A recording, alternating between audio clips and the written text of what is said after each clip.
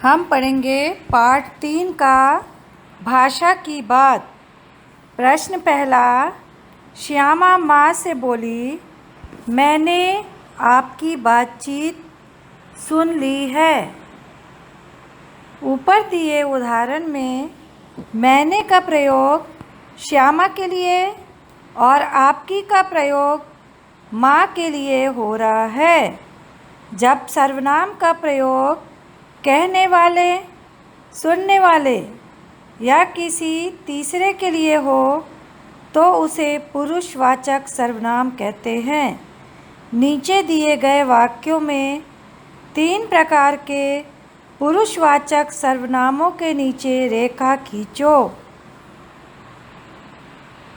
एक दिन दीपू और नीलू यमुना तट पर बैठे शाम की ठंडी हवा का आनंद ले रहे थे। तभी उन्होंने देखा कि एक लंबा आदमी लड़खड़ाता हुआ उनकी ओर चला आ रहा है। पास आकर उसने बड़े दयनीय स्वर में कहा, मैं भूख से मरा जा रहा हूँ, क्या आप मुझे कुछ खाने को दे सकते हैं?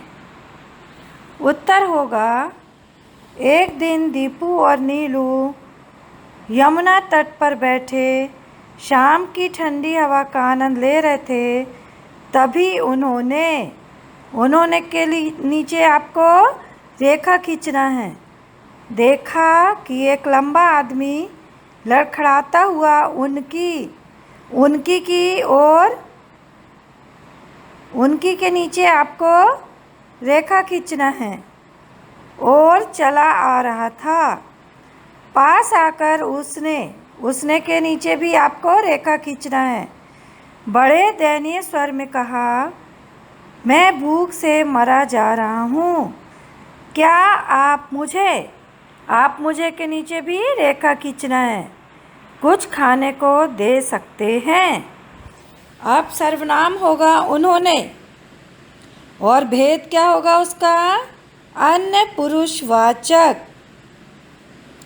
उनकी अन्य पुरुषवाचक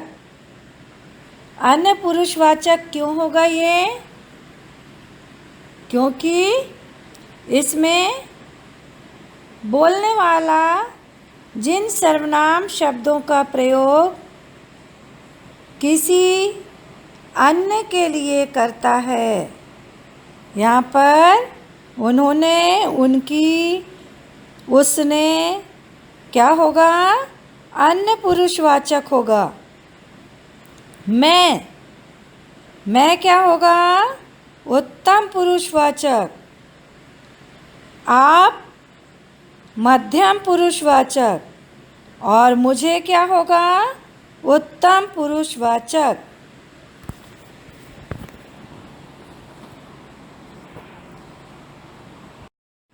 भाषा की बात का दूसरा प्रश्न है, तगड़े बच्चे, मसालेदार सब्जी, बड़ा अंडा। यहाँ पर तगड़े, मसालेदार, बड़ा, इसको क्या किया गया है? रेखांकित किया गया है। यहाँ रेखांकित शब्द क्रमशः बच्चे, सब्जी और अंडे की विशेषता यानी गुण बता रहे हैं।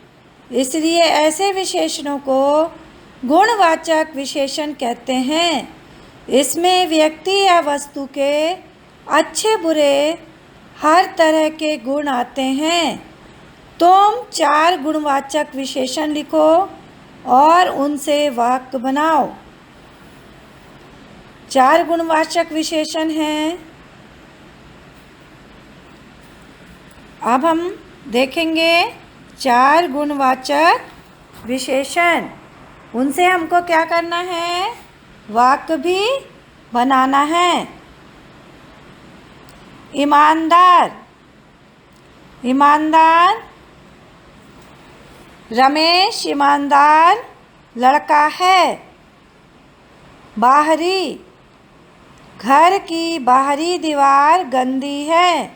नीला, आसमान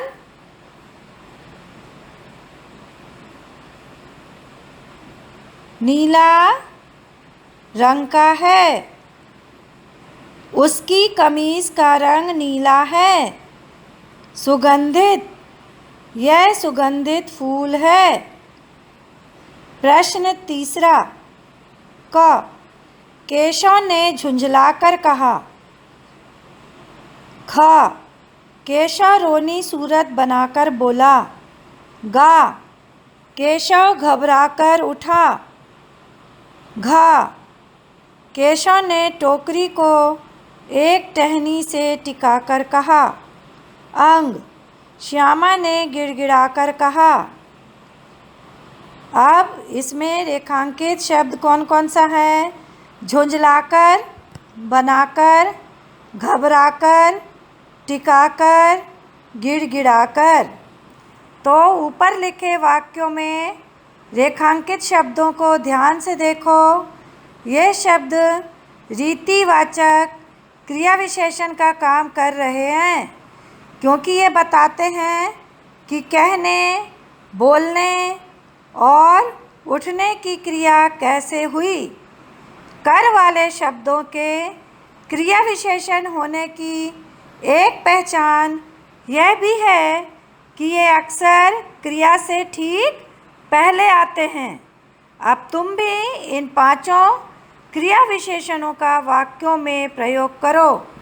झुंझलाकर, लड़का झुंझलाकर बोला। बनाकर, राम ने रोनी सूरत बनाकर कहा। घबराकर, सांप को देखकर राम ने घबराकर दौड़ लगा दी। दूसरा वाक्य ये भी हो सकता है कि श्याम ने सांप को देखकर क्या किया? घबराकर भागा। श्याम सांप को देखकर घबराकर भागा। टिकाकर, मैंने तकिया को टिकाकर बैठा। गिड़गिड़ाकर, चोर ने गिड़गिड़ाकर बोला।